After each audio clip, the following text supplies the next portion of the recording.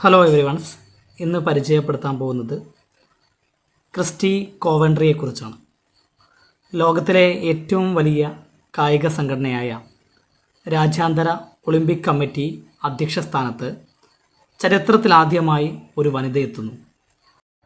ഈ പദവിയിലെത്തുന്ന ആദ്യ ആഫ്രിക്കക്കാരി കൂടിയാണ് ക്രിസ്റ്റി കോവൻട്രി. സിംബാബ്വേയിലെ കായിക മന്ത്രിയായിരുന്ന കോവൻട്രി 2004, 2008 ഒളിമ്പിക്സിൽ 200 മീറ്റർ ബാക്ക് സ്ട്രോക്കിൽ സ്വർണം നേടിയ ജേത്രി കൂടിയാണ് Kirsty Coventry. June 23 Kirsty Coventry രാജ്യാന്തര ഒളിമ്പിക് കമ്മിറ്റിയുടെ അധ്യക്ഷയായിട്ട് ചുമതലയേൽക്കുക. ഇപ്പോൾ അതിൻ്റെ അധ്യക്ഷനായി തുടരുന്നത് ജർമ്മൻകാരനായിട്ടുള്ള തോമസ് ബാക്കാണ്. 12 വർഷമായി തോമസ് ബാക്ക് തന്നെയായിരുന്നു പ്രസിഡന്റ്. അതിനുശേഷമാണ് ഒരു വനിത വരുന്നത്.